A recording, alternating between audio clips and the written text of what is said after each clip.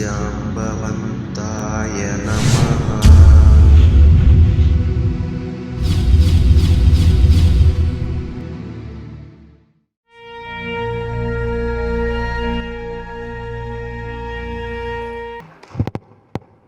ధన్యవాదాలు మురళి సార్. జాతీయ SC reservation పరిరక్షణ సమితికి మురళి సార్ గత 10 సంవత్సరాలుగా మేము మతం మారినటువంటి ఎవరైతే ఎస్సీల నుండి మతం మారి క్రైస్తవులుగా మారినటువంటి వాళ్ళను తిరిగి తీసుకొచ్చే ప్రయత్నంలో లేదా వారికి రిజర్వేషన్లు వర్తించకూడదు అనేటటువంటి చేస్తున్నటువంటి పోరాటంలో మేము అలసిపోయిన ప్రతిసారి మాలో ఉత్తేజాన్ని నింపి మాకు వెన్నుండి మాకు ఉత్తేజాన్ని నింపి మమ్మల్ని ముందు నడిపిస్తున్నటువంటి మురళి సార్కి ప్రత్యేక ధన్యవాదాలు తెలియజేస్తూ ఇప్పుడు పాట్నా యూనివర్సిటీలో లా ప్రొఫెసర్ అయినటువంటి మన శ్రీ గురుప్రకాష్ గారు మరియు వారు BJP national spokes person, intellectual, ఎన్నో టీవీ డిబేట్లలో దళిత్ ఇష్యూస్ని మరియు హిందూ ఇష్యూస్ని మరియు నేషనల్ ఇష్యూస్ని అడ్రస్ చేసేటటువంటి వ్యక్తి. వారు మనందరికీ కూడా వారి యొక్క అమూల్యమైనటువంటి సూచనని వినిపించడానికి ఇంత దూరం పాట్నా ఢిల్లీ నుంచి వచ్చినారు. దయచేసి గురుప్రకాష్ గారిని మాట్లాడవలసిందిగా కోరుకుంటున్నాను. I request Guruprakash sir to address meeting.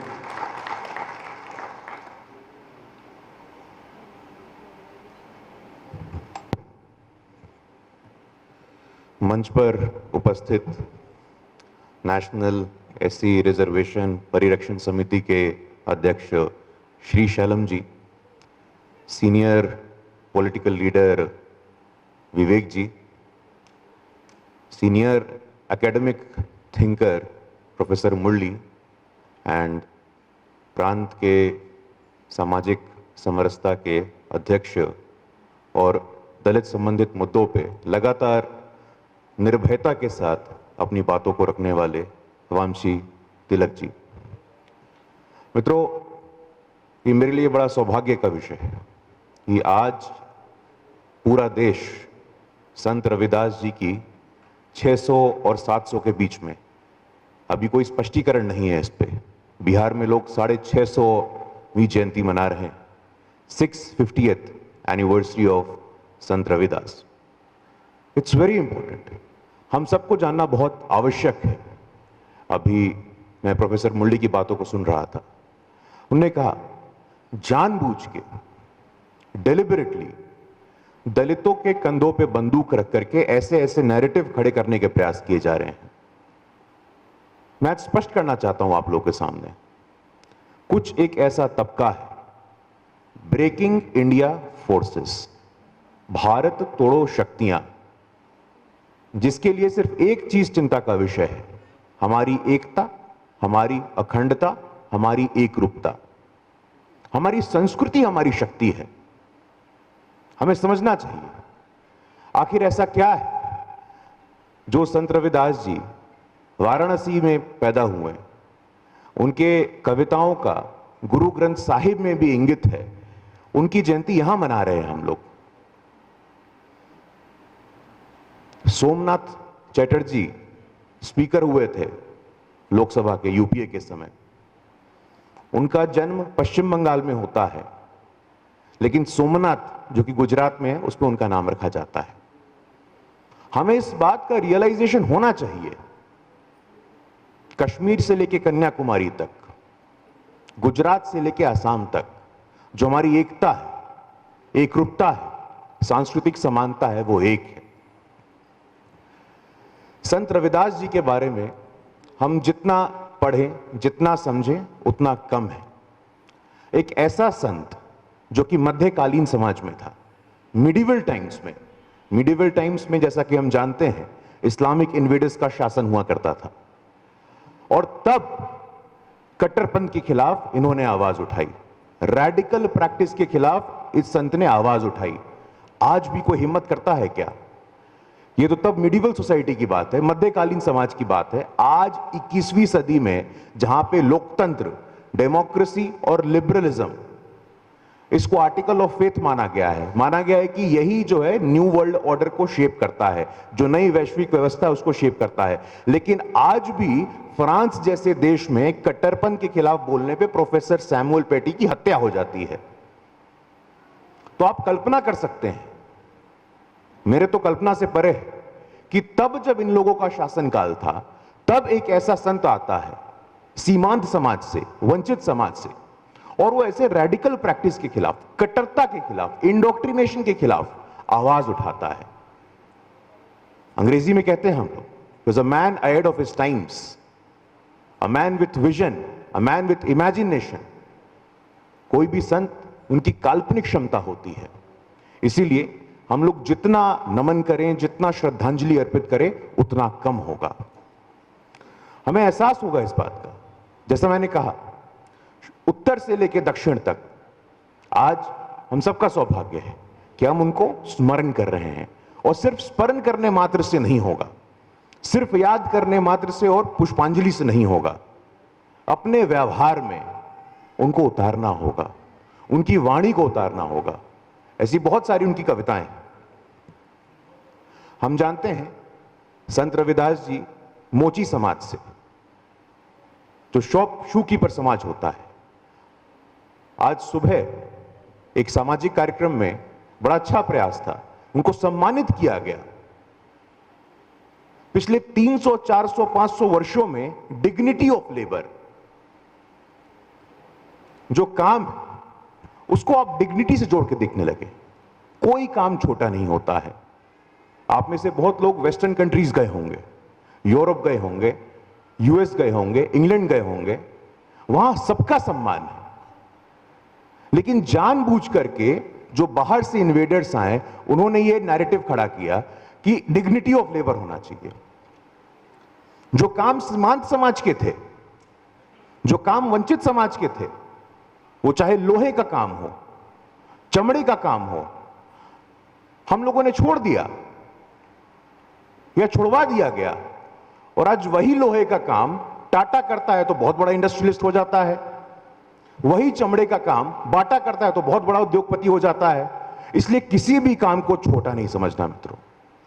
Ravidas ji के जीवन से हमें यह भी सीख मिलती है, यह बहुत बड़ा लेसन मिलता है कि सीमांत समाज से आने के बाद भी एक व्यक्ति की काल्पनिक क्षमता कितनी हो सकती है। उसका विजन, उसका इमेजिनेशन, वो बंधनों में नहीं रह सकता है। जानबूझ करके आपको एक ऐसा जहर दिया गया, हम हे दृष्टि से दिखने लगे।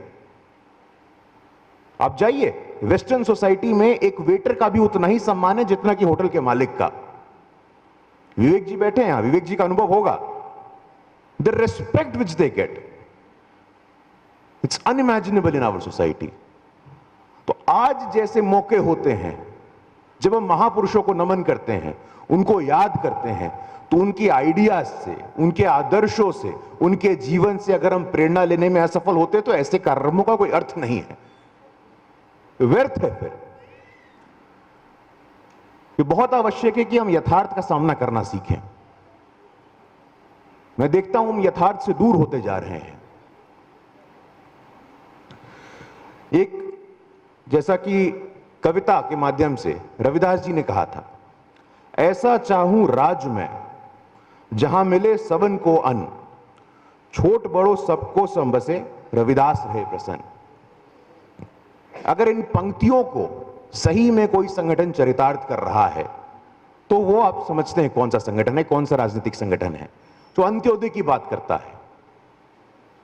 अंत्योदय में सब, अंत्योदय का अर्थ सरल शब्दों में, पंक्ति में खड़े अंतिम व्यक्ति का कल्याण, हर खेत को पानी, हर हाथ को काम। ये सिर्फ नारा नहीं है, ये प्रतिबद्धता है, ये कमिटमेंट है, ये हृदय से आता है। लेकिन आखिर ऐसा क्या हुआ? हम सबको समाज के रूप में आत्ममंथन करने की आवश्यकता है, अपने आप से यह प्रश्न पूछने की आवश्यकता है, आखिर ऐसा क्या हुआ कि इतिहास के पन्नों से इनको मिटा दिया गया या इनको इतिहास के पन्नों पे फुटनोट पे रखा गया? क्या इसलिए क्योंकि ये सीमांत समाज से आते थे? क्या इसलिए क्योंकि ये वंचित समाज से आते थे? और ये लगातार हुआ है। संत रविदास जी एक उदाहरण है।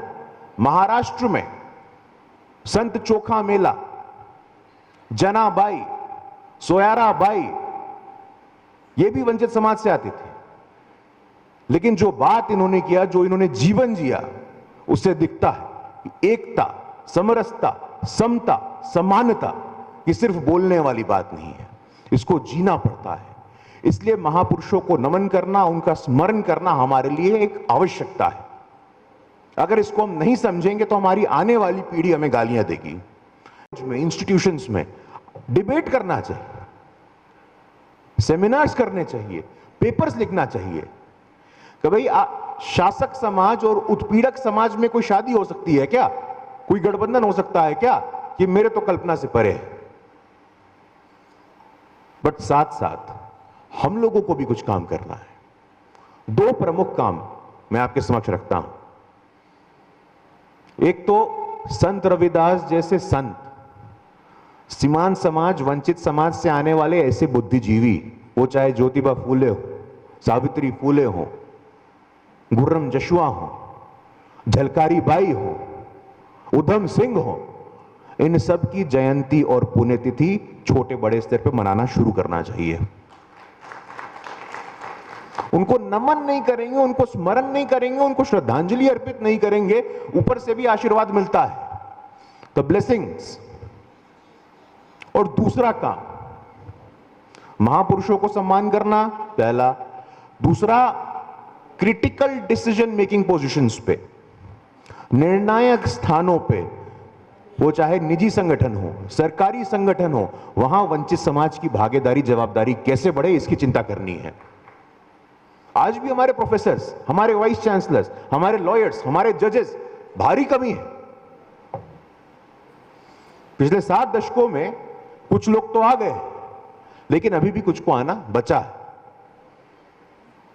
आज से 80 साल पहले लड़ाई कुछ और थी। लड़ाई साथ बैठने की थी, मीटिंग की। क्या हम साथ बैठे तो लोगों ने बैठना शुरू किया।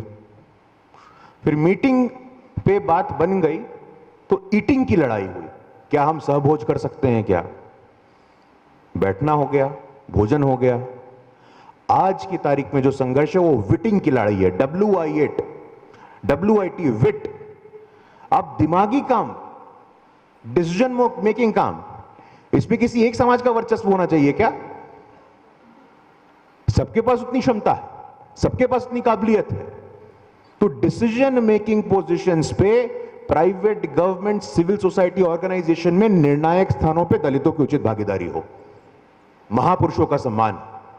ये दो ऐसे काम हैं जो छोटे बड़े स्तर पे हमको करना चाहिए। अपने मोहल्ले में, अपने कॉलेज में, अपने स्कूलों में जुटान, 5 लोग ही आए, 10 लोग ही आए, लेकिन चर्चा शुरू होनी चाहिए।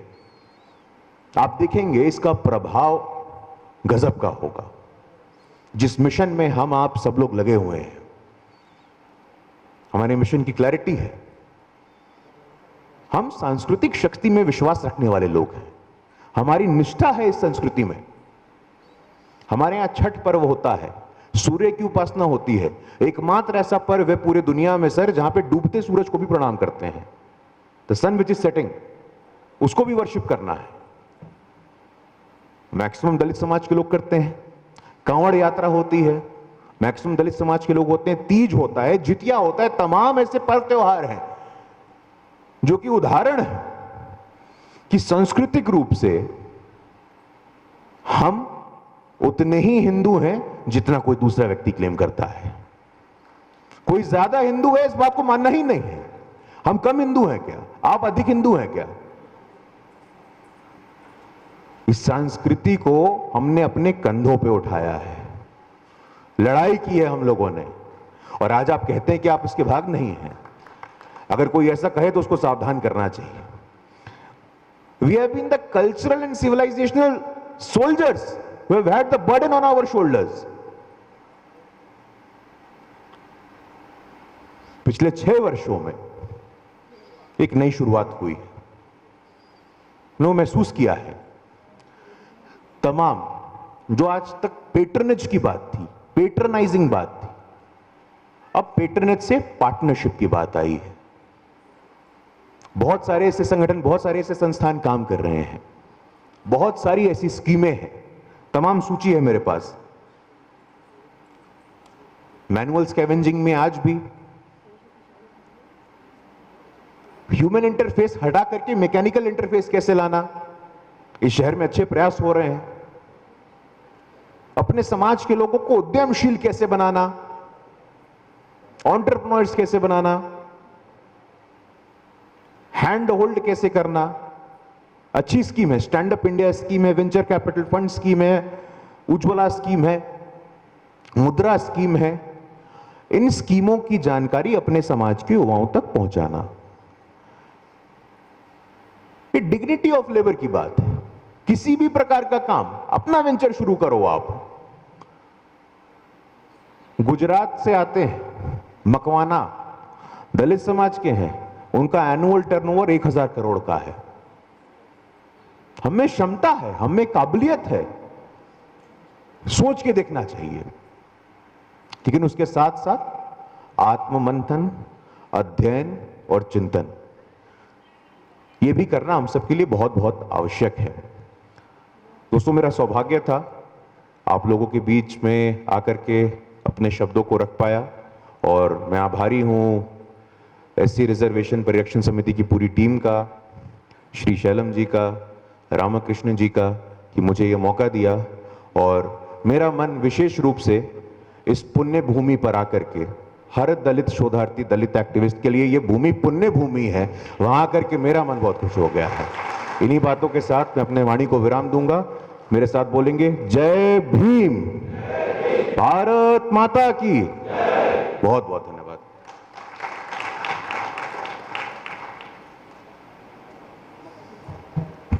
जोहार बाबा साहेब अंबेडकर, जोहार बाबा साहेब अंबेडकर, भारत माता की। Thank you very much, Guru Prakash sir. You have come all the way from Patna to share your valuable knowledge for us. Thank you very much.